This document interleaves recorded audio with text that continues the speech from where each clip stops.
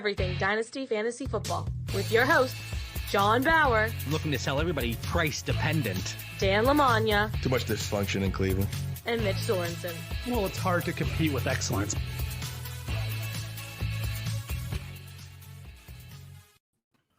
Welcome back to another episode of Dynasty Theory, a proud member of the Ross Tucker Football Podcast Network. I'm your host, John Bauer. You can find me on Twitter at The Bauer Club. And of course, I am joined by Dan Lamagna. That's at FF Coach Dan on Twitter. What's going on, Dan? Gentlemen, always good to be here. After, at least for me, I know Mitch felt a little differently there. A fun 6-game wild card weekend. I think we are approaching a fun time right now.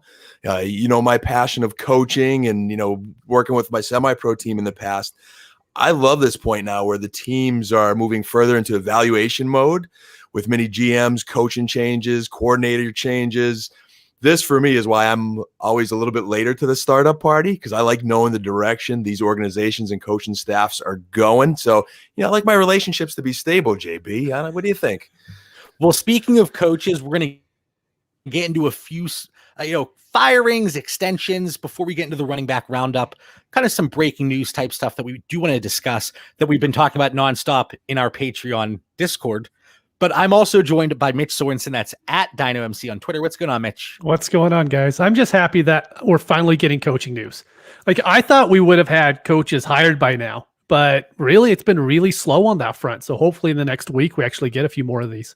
And I got to just chime in quick, JB. That's kind of a neat take by Mitch, because if we were the owner of a team and a coach crushed it and he has 5 other interviews, I wouldn't let him leave the building. Mm-hmm. Here's your contract. Exactly.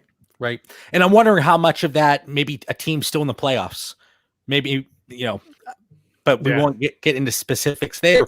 But I do want to talk about and put the dynasty spin on it. The outlook here, Doug Peterson, he was fired. What was that, yesterday?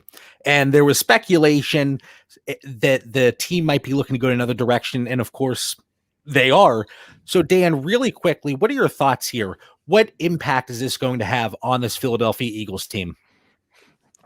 I was waiting for this ball to drop, just anxiously waiting. And that's not just my anti-Eagles sentiment, and I apologize for our listeners that are fans of the Birds. But, they had this great Super Bowl roster. And right there, that was your opportunity to start something good in Philadelphia. And, man, we just watched it crumble. So, you're looking for what's going on. And this year, the way the Eagles ended that season and the way they played this season – they had to do that. So, I think Doug Peterson, at the time they were in the Super Bowl, good guy. I was kind of, liking a little bit of what he's doing, but he was not the man to run that ship. That ship got ran into the ground, and I'm proud of Eagles management. They says, hey, it's time for change. We don't like what we're hearing. You're not offering a plan that says we should keep going down this path. And now the big question for all of us in Dynasty is Wentz, Hurts, what's going to be the direction of those quarterbacks? Mitch, what are your thoughts here? Because I have a few thoughts, but I don't want to steal everybody's thunder. So what are you thinking here? Dynasty wise, it's not really going to change a lot of the values for me right now. And actually, I'll take that back. Carson Wentz, from everything we've heard from the owner, it sounds like he kind of wants to keep Carson Wentz. At least let him and Hurts play next year and have an open competition. So if that happens, now I kind of like Wentz just a little bit more, believing that, maybe he might get that starting job back. But as far as Miles Sanders and Rager, I'm going to keep them at the same. I know there's this big point to where people think Miles Sanders is all of a sudden going to get a bell cow role, but we haven't seen him do it yet. And I don't put a whole lot of faith in him just automatically doing it because a new coach shows up. With Miles Sanders, I'm actually going to take that from the other side, because Miles Sanders, he actually got a solid amount of the workload. It's just the workload wasn't as much as we would have liked. The whole pie wasn't as big as we would have liked, but his portion was still solid. He was getting over 70% of the work in that backfield. And I think the overall volume is really what threw people off. So if I have Miles Sanders in a league, and I said this, I am shopping him strictly because if there's a manager in that league that thinks, okay, Doug Peterson's fired, there is that glimmer of hope. And this is what I said in one of the chats. There is now that glimmer of hope that the new coach that comes in, he is not going to employ a running back by committee, even though we really didn't see that. Again, it just the overall volume wasn't there. So I think that's going to be an intriguing one. We've seen Miles Sanders slip in early offseason startups, but now maybe this gets a little uptick, even if it's one manager in a league, that now starts taking him above the pretty sizable tier that you could put a lot of those running backs. And then for Wentz and Hurts, I think this is nothing but a positive thing for Carson Wentz. I really do. So I think it might present an opportunity to move on from Carson Wentz from your Superflex 2 quarterback rosters. But then if you're a believer in Jalen Hurts, this presents a buy low opportunity, at least buy low compared to where we were 3 weeks ago when he was a top 12 dynasty quarterback in many people's eyes. People had him moved up in their rankings, but now this presents an interesting opportunity. So that's my thought. Dallas Goedert, Jalen Reagor, the rest of the wide receiver core, I'm not really changing them at all. Just like you said, Mitch, their value's not changing. But the perceived value for Miles Sanders, that's an interesting one for me. Dan, did you have anything else? I saw it in your eye. You wanted to say something. I can't believe I'm going to express some passion and hope for Philadelphia. I'm going to have to shower after the show. But this is a ship, like if I get the coaching job in Philadelphia, I think I could turn that around quick. They're going to get some offensive linemen. They're going to be back and healthy. Between free agency and the draft, if they could, really play their cards right, the O-line's going to get shored up. You get a little boost at wide receiver. They've got to improve there. But Goddard's a stud. Rager's got potential. And you're going to get a head coach or OC, John, that's not going to play Madden football during the games and just want to go pass happy and have no strategic plan that wastes away the talent that they did have. So there's a lot of hope in Philadelphia. All right, so we might have an opening here on Dynasty Theory in a few weeks after Dan Lamagna becomes the head coach of the Philadelphia Eagles. So, Mr. Laurie, if you're listening, Dan is ready to rock and roll, and I think you have your next man up here to lead that franchise back to glory. One other thing I want to talk about, John Schneider with the Seattle Seahawks extended through 2027, and then Brian Schottenheimer, not Marty, some Martys were being thrown around there, was let go today. Mitch, really quick, what is your thought on this dynamic and how it's going to play out? I mean, really, I think every time the Seahawks go into the offseason, they want a better defense. They want to be able to run the ball. I think the only reason why the whole let Russ cook thing happened this year is because their defense wasn't as good as what they thought it was going to be. I think every single year they're going to want to run the ball. So I don't see it changing this offseason. They're going to get an offensive coordinator in who could help run the ball a little bit better than what Schottenheimer did. And that's kind of the basis of it. Dan, over to you. Before we even get to Seattle, I just want to kind of sneak in a little something here, JB, because I know it's not in your show notes, but for our listeners watching the video, I want to just raise my glass for a toast for the Cowboys letting go of Coach Nolan. I know it's for another episode, whether that's a plus or a minus. They're higher. We're not going to go there, but a little toast. Okay. And then second, for another episode, the Bears, I'm hearing, are rumoring to keep Nagy and their GM Pace. Oh, my Lord. I don't know what the Bears are thinking. So Philadelphia is already moving ahead of the Bears. But Seattle is what you asked me. The GM, Schneider, and I know there's some variance of opinions, but they have accumulated talent. They're a competitive team. They're making the playoffs. They can't get over that hump. And I think they have another OC, which I would be interested to see what happens with a good, strong play caller. There's no reason Chris Carson, when healthy, should not be able to keep off or defenses honest and have a little bit more of a balanced team. And seeing more of Russ cooking with 2 unbelievable wide receivers. I think they got to fix the tight end position. It's not as strong as it was in the past, and hopefully get a better third receiver, unless Freddie Swain could kind of continue to progress. I'm not sure where he'll go, but they're not far away. They've got a nucleus that's a fair age. There's hope there in Seattle. So I like that firing and see where they go next year. And this was actually Chris Carson's most efficient season, whether it was just because limited workload for him compared to previous seasons, but only, I think, 12 games this season. And like I said, his most efficient season. So he still has it, but is he going to get that contract extension. And if he doesn't, who comes in? If they're looking to run the ball more, is Rashad Penny going to be a main beneficiary who is essentially free in startups at this point? So maybe somebody to target late if you're in an early offseason startup. But one name, I was thinking about this earlier, and Gary Kubiak, there were thoughts that he was going to retire, that now they're saying, well, maybe he stays in Minnesota. If you want somebody that's going to run the ball, I'm just a name I'm throwing out there, Gary Kubiak to Seattle as the offensive coordinator, especially if he's looking to be on a team that's going to win. I don't know if that team is Minnesota. Right. No, that's a really good point. That'd be a perfect fit for him. So we'll see. But it's all going to be over whenever he retires next week. So we can just cut that part of the episode out. All right, guys, try not to spend too much time on that, but definitely some things to keep an eye on. But now going to the running back roundup, and a few different questions I threw out here to you guys. You can go in multiple directions, but Dan, I want to start with you. And at this point in the offseason, for your existing team, so not a brand new startup here in the early stages of this 2021 offseason, what are you looking to do with your running back position? This can be specific running backs you're looking at, your roster construction, whatever you want to talk about here. I'm going to be specific to existing teams in a moment, but I want to put like a little asterisk disclaimer for existing. Why do I even do these show notes, man? Hey, you gave me a lot of homework again this week, JB. I know. All right. I've got to add some context around it here.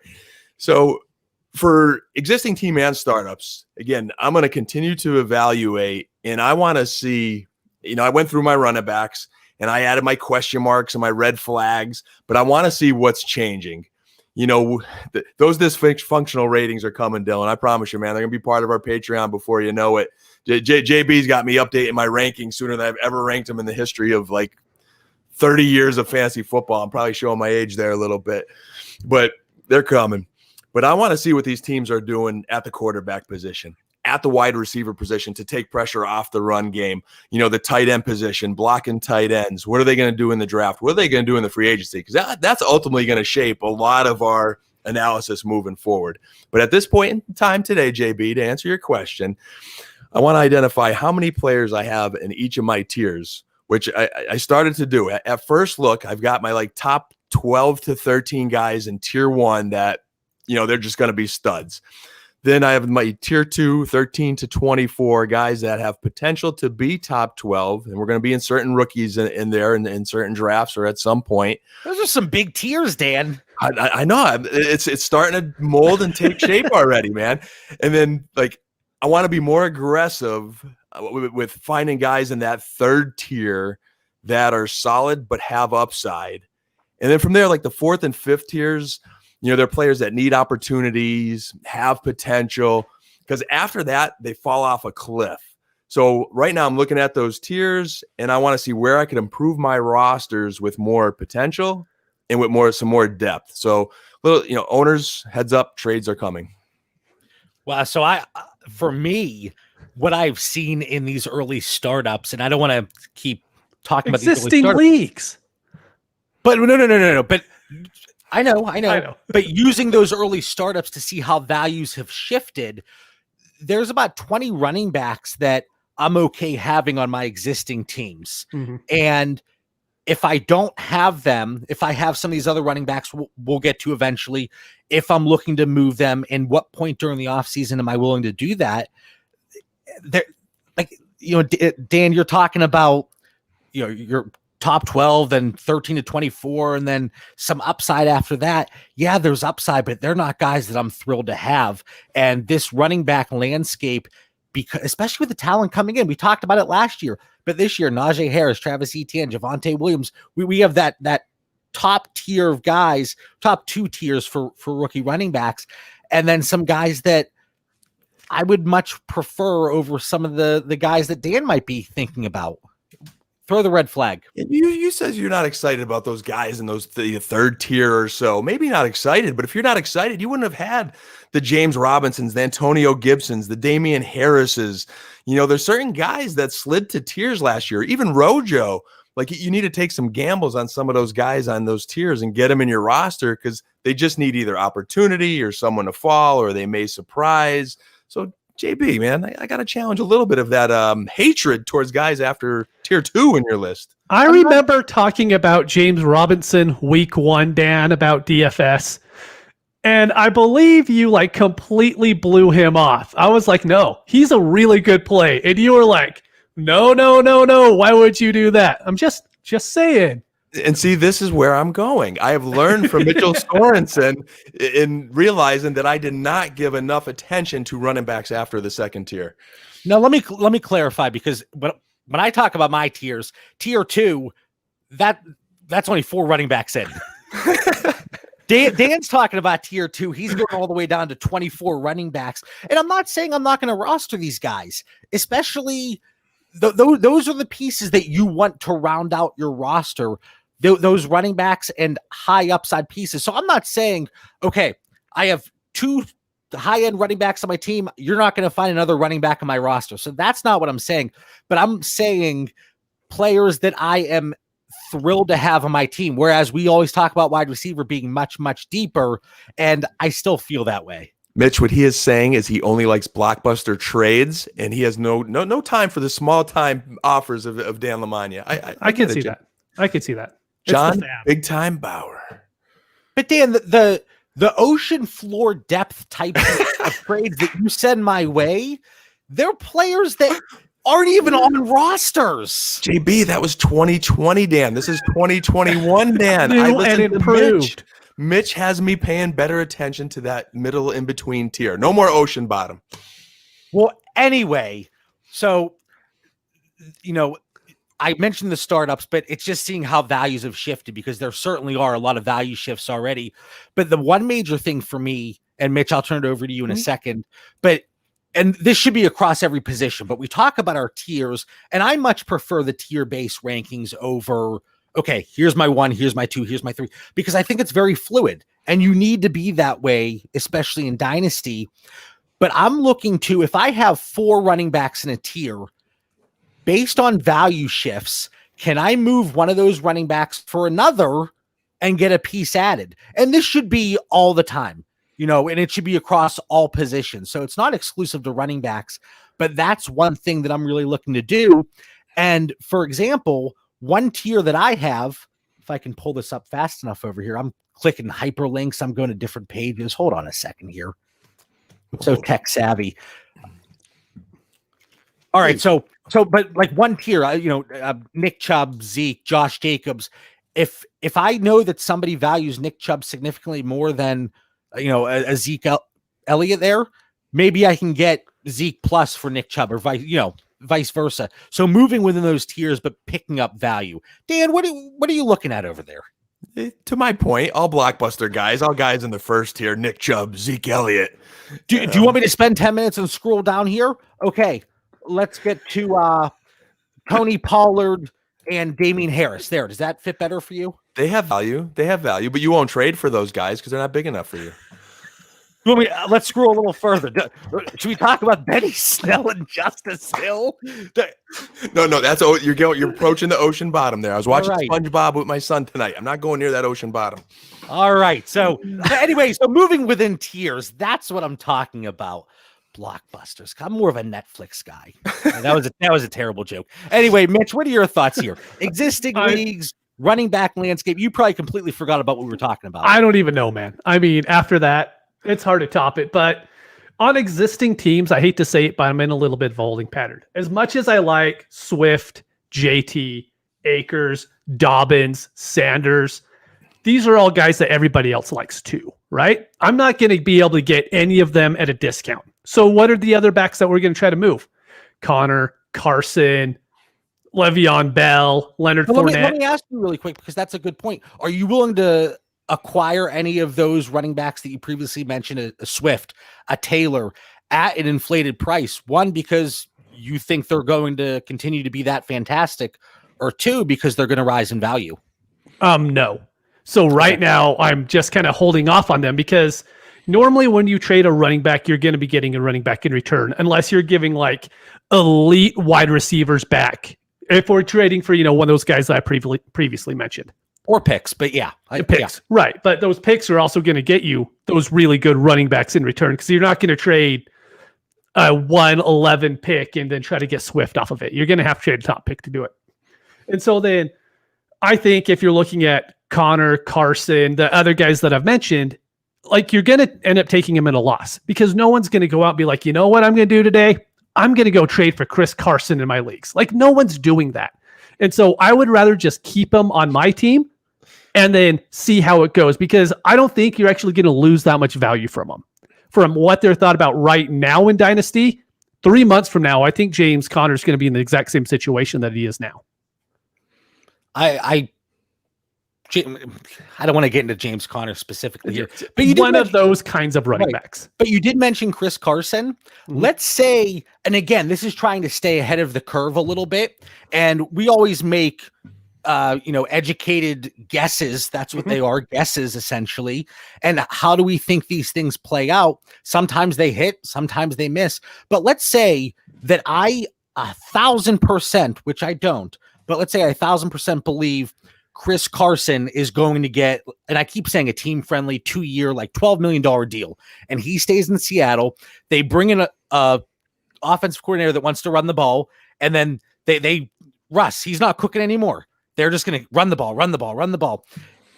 Maybe I take that gamble, and I do look to acquire Chris Carson right now before free agency hits. Okay, but what are you trading for him?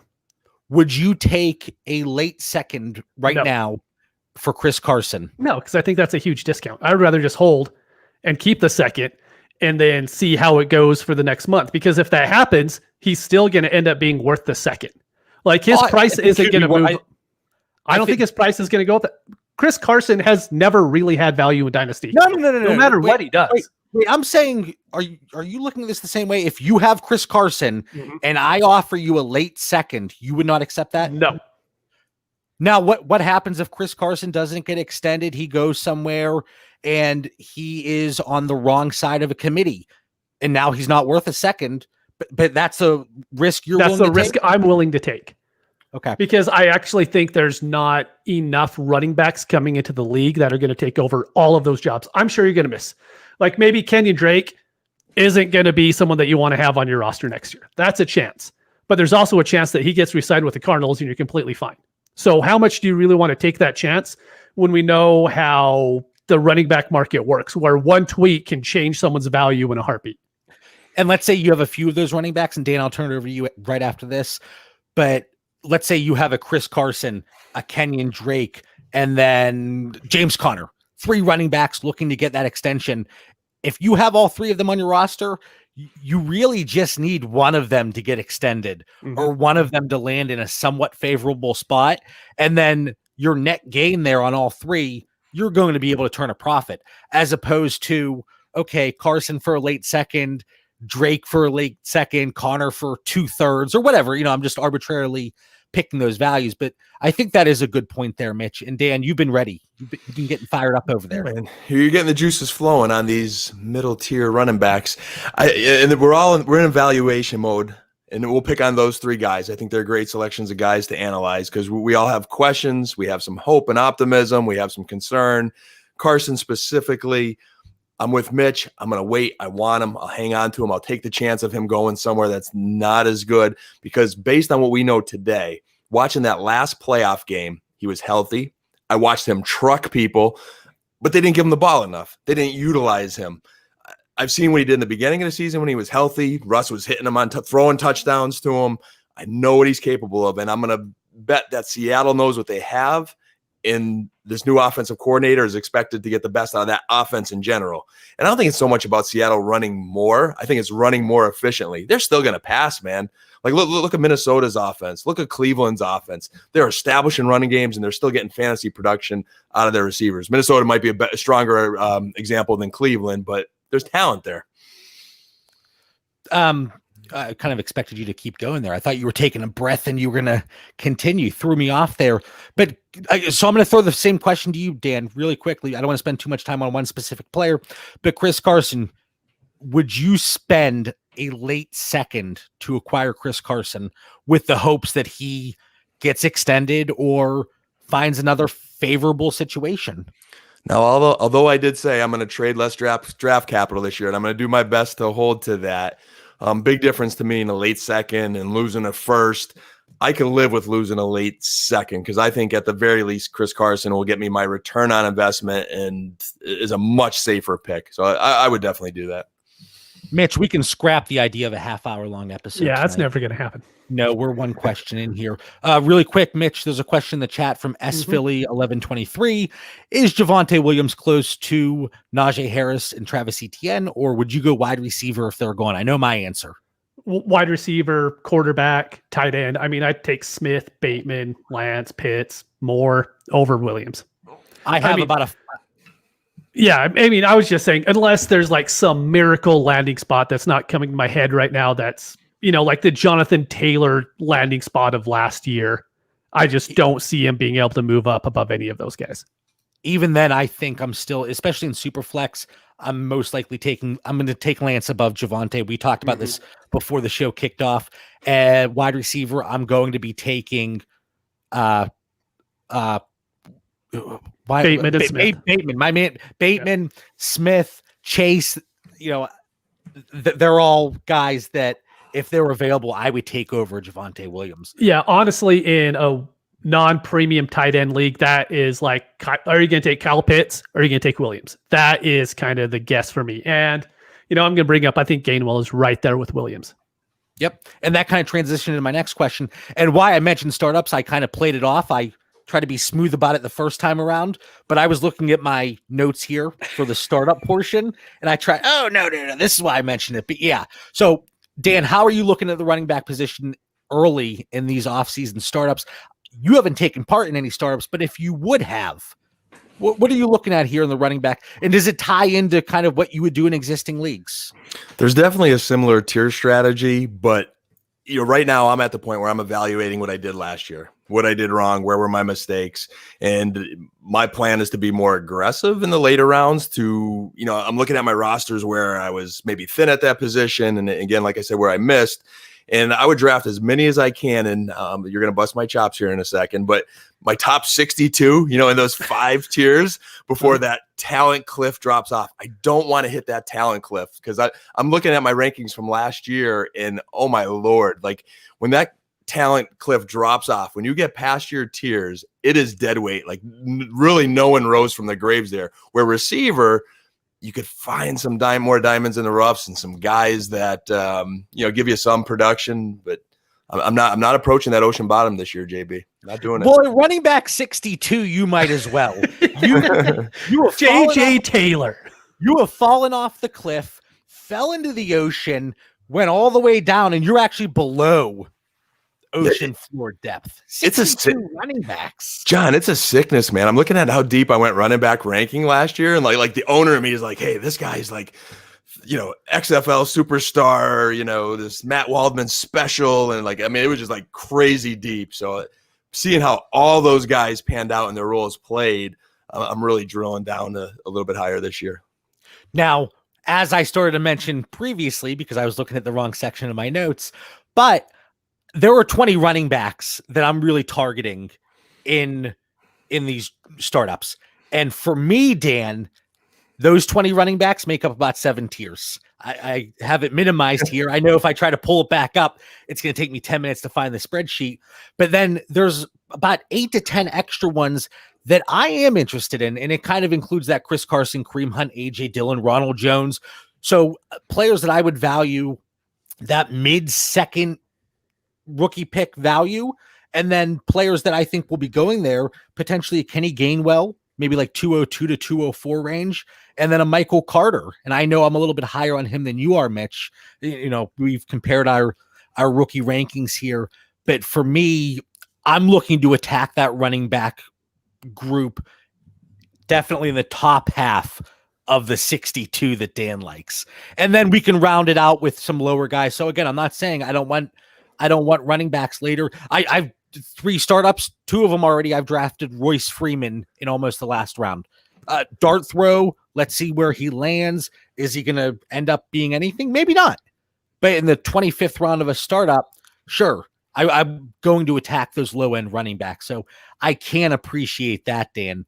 just I keep chuckling to myself the discrepancy in how our tiers are broken down. Mitch, as impressed as I am with JB's takes, I think we got to get him a secretary for all this fantasy football. Between, I should say, administrative assistant. I want to be, correct here.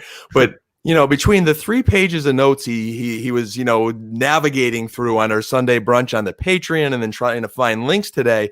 Organization, John. We got to get you a little help. Maybe an intern. No. It's not organization. It's not being able to navigate anything involving technology. That's the issue. On Sunday morning's episode, it sounded like I was recording in the bathroom with the echo. I'm not really sure what happened. And then my gain was all messed up last Tuesday. Kept popping like that. And I was just so frazzled. So technology is my issue. Anyway, Mitch, startups. You have taken part in a few. I have. So here's kind of the issue, right? What I want to do is I want to get 2 of the top 15 guys, right? So anywhere from CH, Joe Mixon and up, right? But the problem, what happens is in these early startups, you have draft picks included. If you get 2 of the top 15 running backs, you get your 2 quarterbacks. By that point, you don't have a wide receiver yet, so you're probably going to want to get one the 5th or 6th round. Then all of a sudden, you don't have any rookie picks because you went really heavy at running back.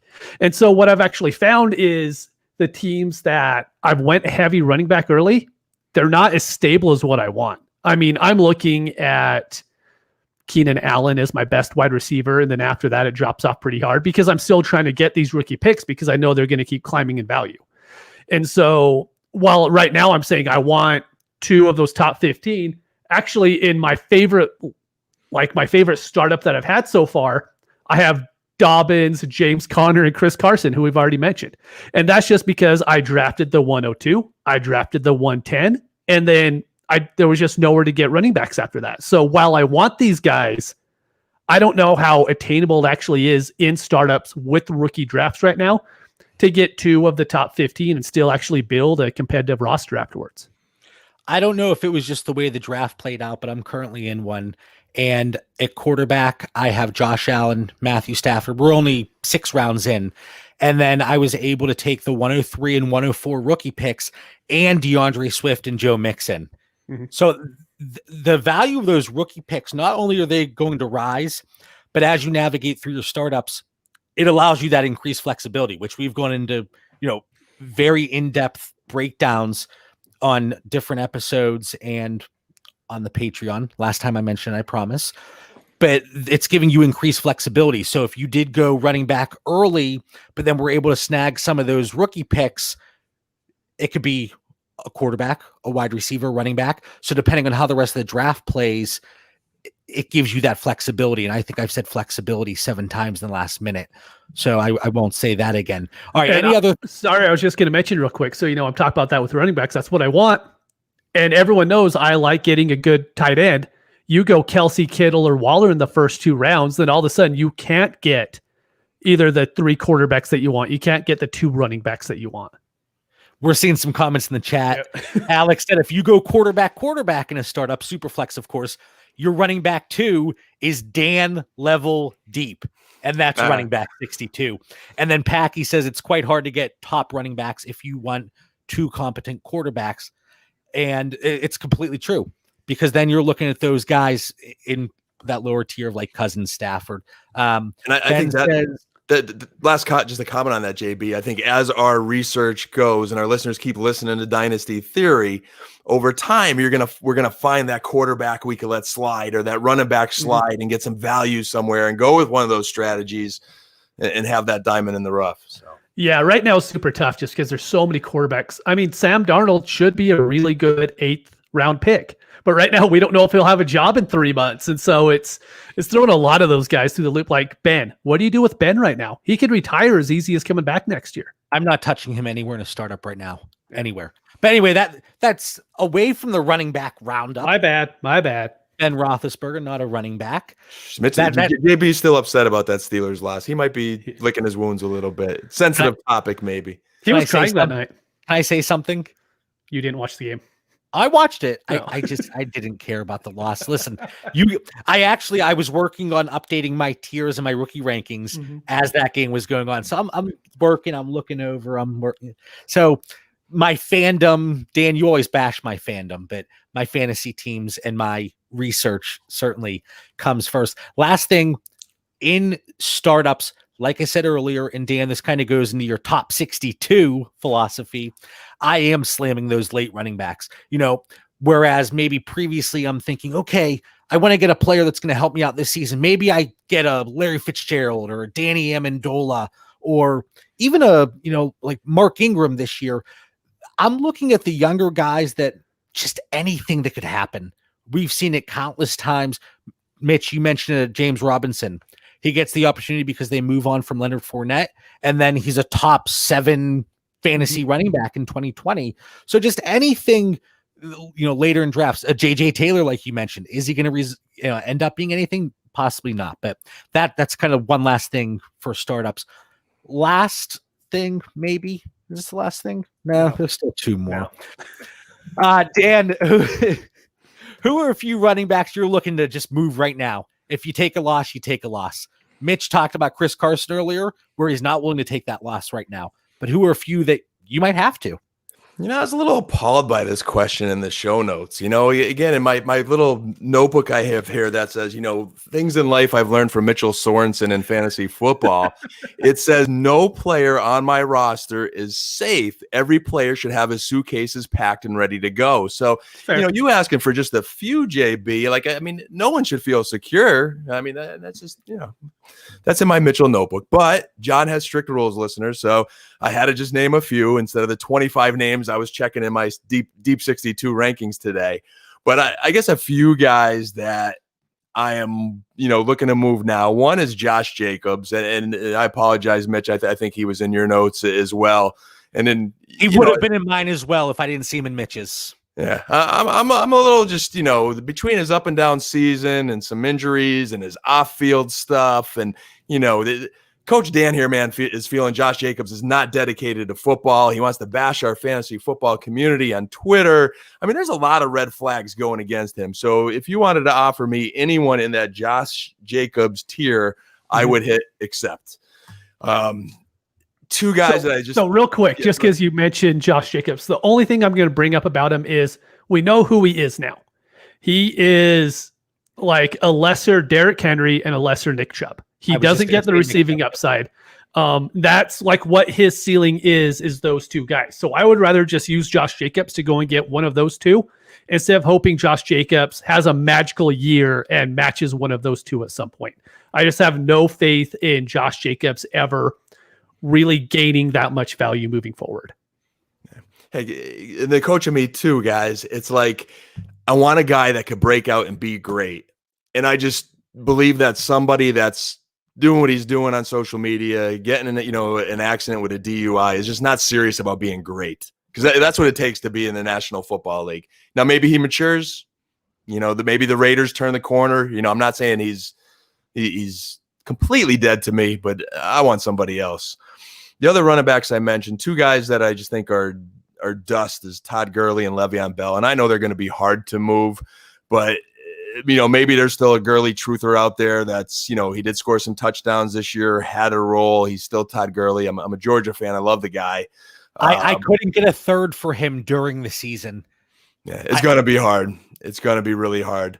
Le'Veon Bell, same thing. And I bring him up because, this year, as I looked back at my rankings, I was kind of, all right, maybe now he's got a full year under his belt. He does something, gets traded to Kansas City. We watch him again, and he didn't look special at all or anything in Kansas City either with that offense. So I'm just seeing nothing there to like him. Again, hard to move, but if I could get some sort of draft pick, whatever, I'm going to move him. And then the last guy is just Duke Johnson. I'm just completely writing Duke Johnson off my list. I don't see him as a third down back. I don't see him as a guy that could be anything much more. I just think he's a football player at this point. He's not a fantasy football guy. He's a football player. He's going to play on a team. He's going to be in a rotation somewhere, but I think he's a waste of our time. Yeah, so like Kerryon Johnson.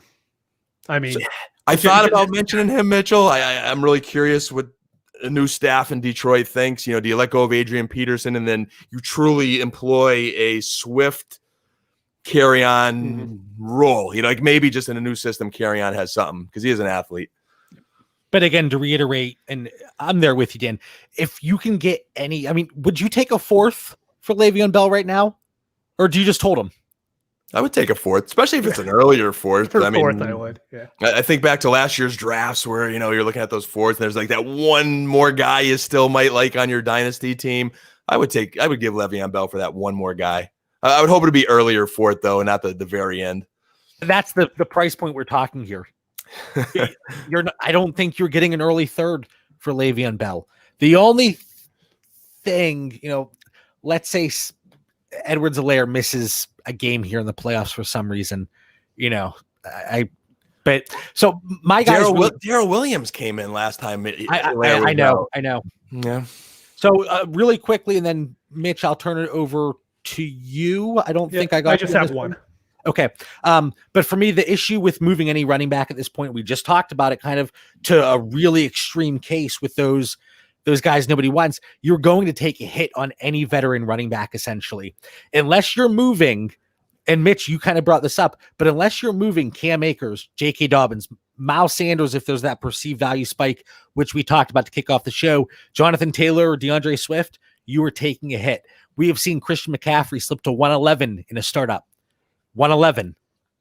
Does that scream recency bias? Does that scream that I want to focus on my quarterbacks? Because that might be more the case there. But the only running backs that, and let me give you a quick reason. A.J. Dillon, if the Packers choose to extend Aaron Jones, I think you could get an early second for A.J. Dillon right now. I think that hype after that one game has kind of come back down. Ronald Jones, there's talk about James White coming over. I know it's James White, but at least stealing all passing down work there. And then what do they do in the draft? There's talk about them maybe targeting a running back in the middle rounds of the draft. Melvin Gordon, he's not a free agent, still has one more year. Let me see if I can get anything for him. Second, can I get a second? Might be a player that we have to wait for on him. Devin Singletary, I will take a nice Italian hoagie for Devin Singletary at this point. So if somebody wants to send me a $10 Jimmy John's gift card, you can have Devin Singletary. I'm not sure if I can get that much right now. All right. So like I had one more. I was taking a breath. Okay. All right. My bad. I hope it's better than the ones you've mentioned. In Myles Gaskin, I actually just anything. Give me anything. Trade me Gaskin. I'll take him. Okay, that'll be in our next question. Yeah. I'm not saying, these are sell high candidates. All right, no, hold on. So the question was, who are a few running backs you're looking to move right now, and what price are you willing to accept? It didn't mean it needed to be like the dumpster fires of the NFL this year right now. So I'm actually... I wrote the question and I misread the question. I know. I realized that halfway through. But so I'm actually going to name someone that people might actually want. I mean, so that could help some listeners. I'm going to bring up Jonathan Taylor. And everyone's going to be like, you don't move Jonathan Taylor right now, right? But so Jonathan Taylor right now is being hyped up as a top. I mean, people are bringing him up as running back one, a top 3 running back in Dynasty right now, right? And so when I look at the running back one, I want the running back one that doesn't leave the field. So I want CMC. I want Ezekiel Elliott. I mean, those are the guys who I'm looking at. I want the ones who are going to be on the field in the fourth quarter. Your team is losing. You're the one on the field. Sadly, right now, that's not Jonathan Taylor. That can be Jonathan Taylor moving forward. But as of right now, that is not Jonathan Taylor. There's not many of those guys, Mitch. Exactly. What are you willing to add to Taylor for CMC? To Taylor for CMC, I would add Tyler Boyd. That might get it done in a kind of deeper league. See, so why I brought this up, and this isn't a hate piece on Taylor. I love Taylor. I'm okay having him. But once he starts getting brought up as that running back one, and I think as the drumbeat through the season keeps going, what's going to happen to Christian McCaffrey? Recency bias is going to start to play in, and then he's going to end up just like we saw, 110 in a startup.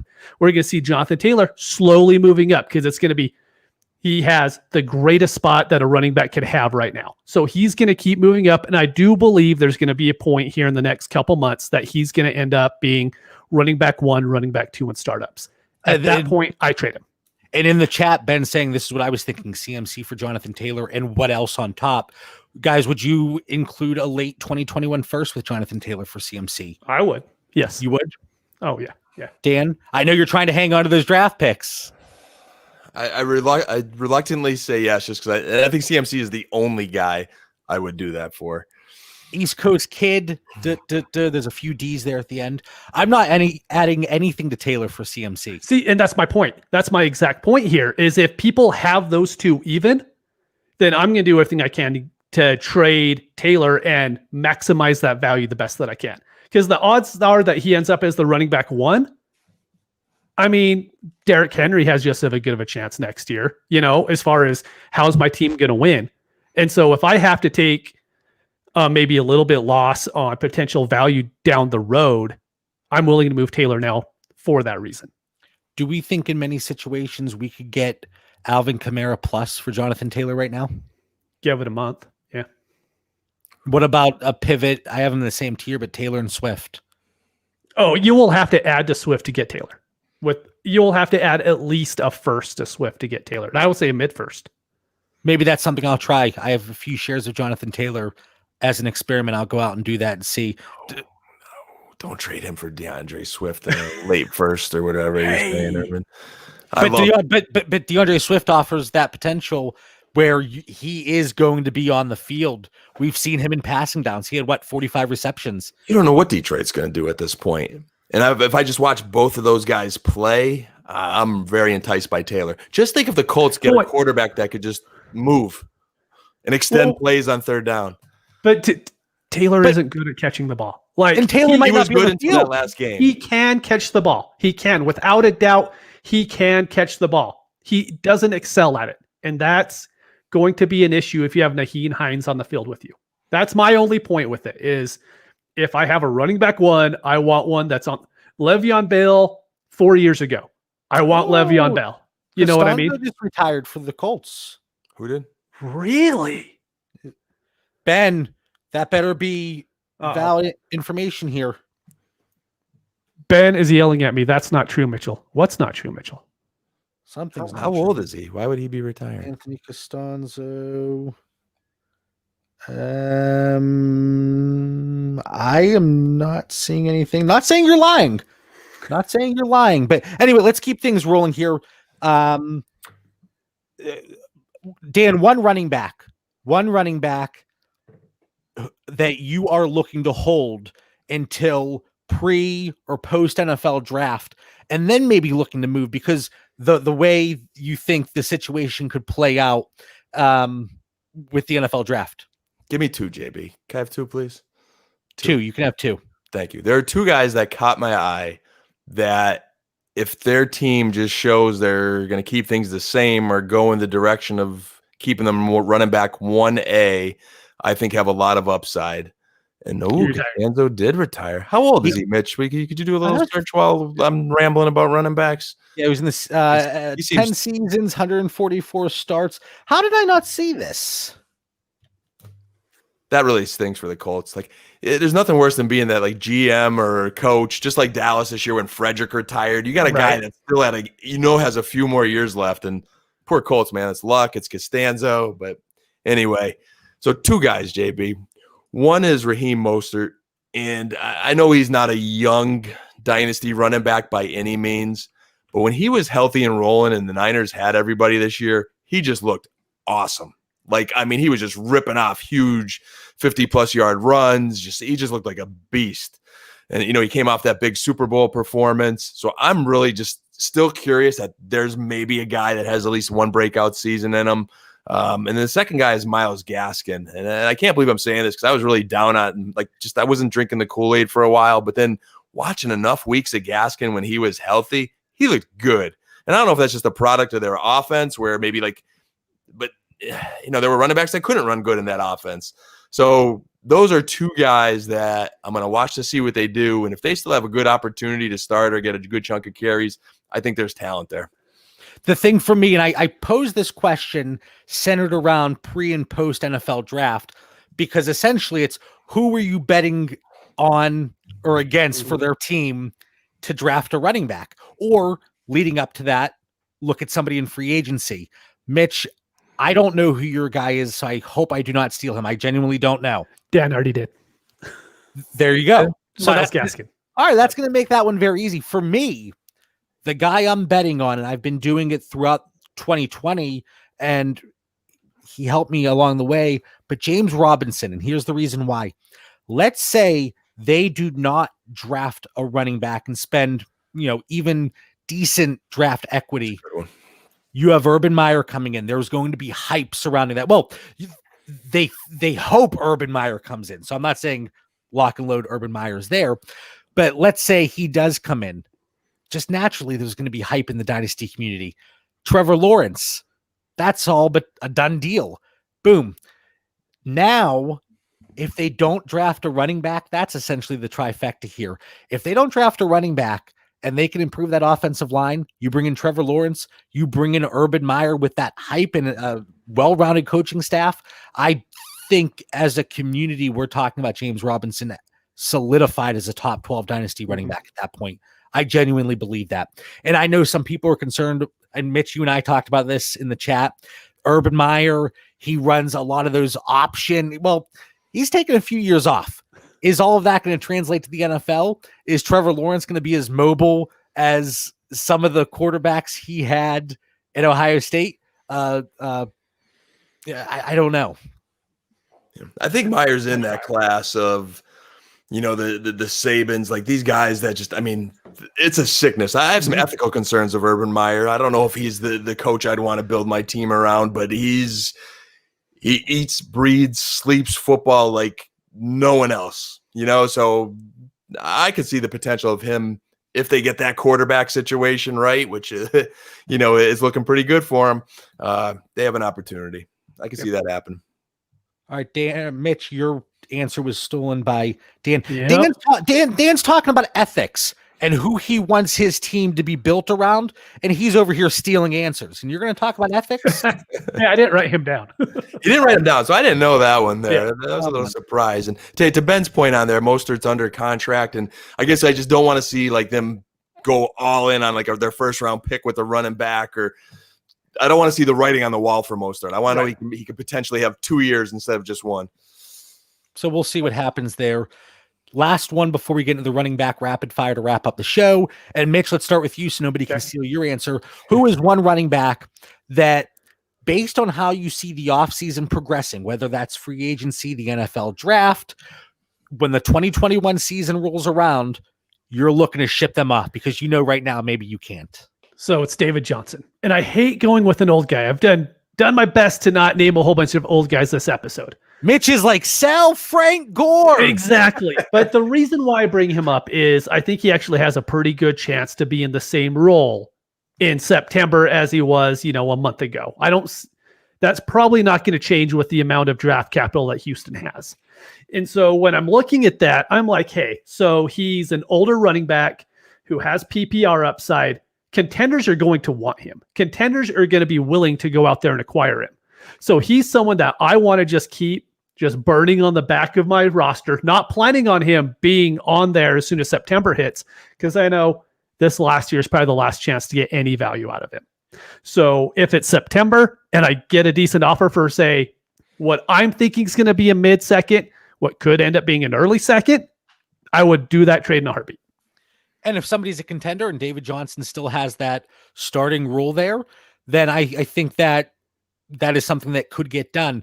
And again, you're under the assumption, I think a lot of us are, that Houston avoids drafting a running back because there's so many other positions and they don't necessarily have all the draft capital in the world with some of the moves they made. They are like the Dan Lamagna of 2020. Oh, I have a draft pick. I have to get rid of it. All right, Dan. Sell. Hey, quick comment. David Johnson, I think, Mitch, that's a very interesting one. The sample size is like so small. Like he looked good in his last game. And so there's not much to go on, but he did kind of look good. He could almost be in that Mostert class of, what direction is this team going at the position? So that's going to be interesting to watch. My one running back would be like a 1A, 1B. I'm going to trade one, either, both would be Kenyon Drake and Chase Edmonds. Even if we see Arizona also not really go in a different direction and kind of stay stable in that running back situation, although Drake did score a bunch of touchdowns this year, and I'm just not feeling the running back situation in Arizona there. I'm not seeing it. Like, I'll give someone else that steady production in Drake and, maybe that pass catching ability, good handcuff in Edmonds, and roll the dice on some running back in their class with a bit more ceiling. I'm just not in this feeling situation. Are you assuming that Drake gets some type of extension then? I would be. I'm thinking that, they go in the Drake route, and then I'm just still not feeling it, even if they give him like a two-year deal or something like that. One guy that I might be looking to move on from, and I was all aboard. I have so many shares currently, so it's going to take some time to move on from this guy. But David Montgomery, potentially. I really think I'm so scared. It was the perfect storm this season. It really was. That schedule, obviously, to wrap up the season. And then Tariq Cohen, he got that extension. He's under contract until 2023. So for this question, I was looking at it. I didn't want to say, oh, well, a running back that's going to be a free agent, and if they sign somewhere or get extended. So I kind of avoided like a Kenyon Drake type player, but David Montgomery under contract until 2022, through 2022. And I just think at this point in time, he's a veteran. People he's not sexy. They don't want him right now, but maybe when the season rolls around, oh crap, I have to fill a hole in my roster. I thought I was a contender. Somebody went down to injury. Something didn't pan out here in the first few weeks. Maybe David Montgomery is that perfect piece if I'm not contending that I can move on from. He'll look really good in projections next year. Like really good in the projections. No matter what happens with that offense, his projections are going to look pretty good. He was one of my most interesting guys. And in recent episodes, you guys know I've been kind of upping him as like a Chubb Jr., Henry Jr., like pushing that class with just steady production. We did talk about if Cohen comes back, he may lose that PPR because he's the only guy they have right now. But seeing that they're probably bringing back Coach Nagy and their GM, it makes me think they're going back to Mitchell Trubisky. Their O-line's terrible. Like, I'm ready to sell. I'm off the Monty train if that's the direction they're going. Think of how bad that offense is going to be if Allen Robinson isn't there next year. Even worse. Yeah, horrible.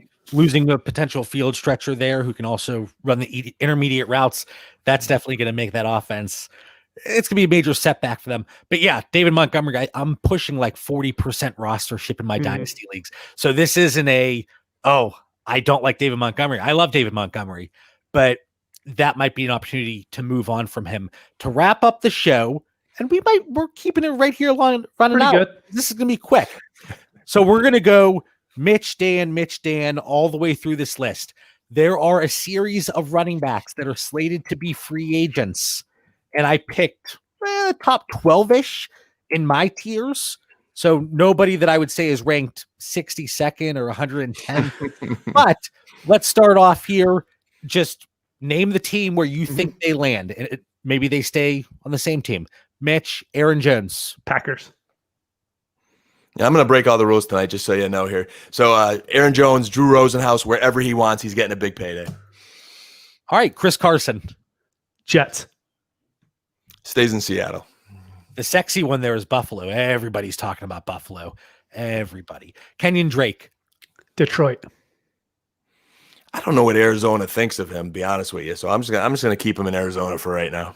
I do not want to see Detroit. I didn't say see him. I could see them getting a good backup for Swift. All right, just like 2 or 3 touches a game. Teams love their committees, man. I know. James Conner.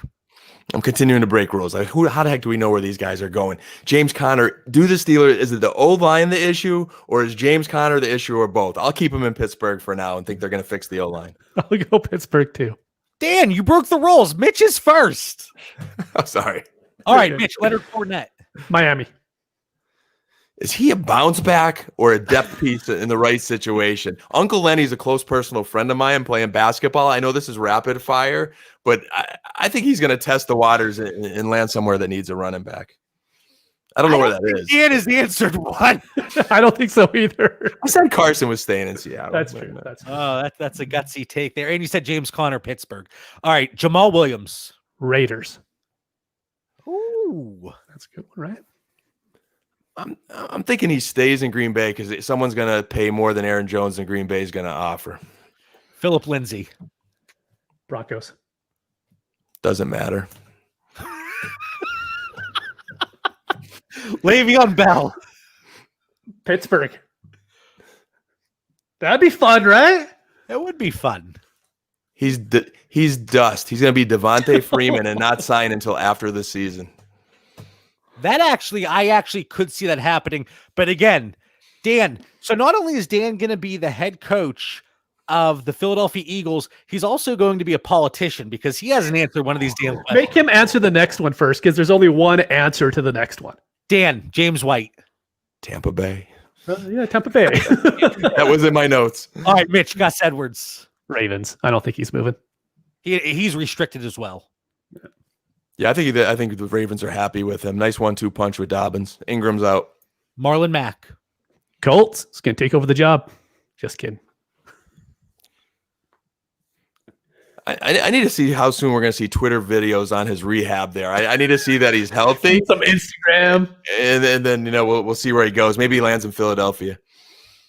That could be intriguing. Finally, 11 players in, Dan hits us with a spot that's kind of maybe. And then last one, can't even get a third for the man, Todd Gurley. San Francisco. It's going to have to be a competing team for him to go anywhere. Yeah. Just to give you a name, JB, big risk here, but the Jets are dysfunctional. They'll take Gurley. All right, so both of you said the Jets for one of your options, and we'll see how that goes. Maybe And Dad didn't answer any of the others, so we'll just go from there. And we're going to pretend like he did, and our listeners are thinking, okay. All right, so Dan, maybe you can answer this one. Final thoughts. Besides being Switzerland and being neutral and not really taking a side on any of those free agents, do you have a final thought for our listeners? Guys, I'm still stuck in the moment here, man. My prediction is still going good. Bills Bucks Super Bowl. Let's see how that carries on episode to episode, and I still have like 3 more chances to win a DFS Million Maker. So that's it. I'm just thinking money in Super Bowls right now. I'm going to end on that note. All right, Mitch. Good note. All right, so I'm just going to bring up when you're on Over the Cap, when you're on Spot Rack, whatever you want to. I don't even know what that website's called, but Spotrac. Yeah, whatever it is. But just because there is dead cap on a player, it doesn't mean that he has to be cut. It probably means he's more likely of a candidate to get an additional year thrown on or a restructure.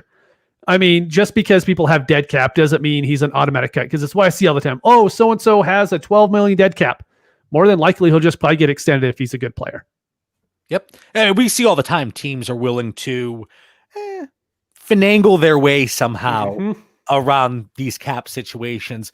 But we'll end it there. I don't really have any revelations tonight. I know people, they stick around for the full hour because they say JB's going to have an outstanding final thought. My final thought, and as far as I know, my microphone was okay tonight. My final thought is I figured out the technology. It only took 101 episodes, but I think I figured it out. As always, we want to thank everybody for tuning in. Find us on Twitter and Instagram at Dynasty Theory FF. Stay safe, be kind to each other, draft 62 running backs, and have a great night. Thanks, everybody.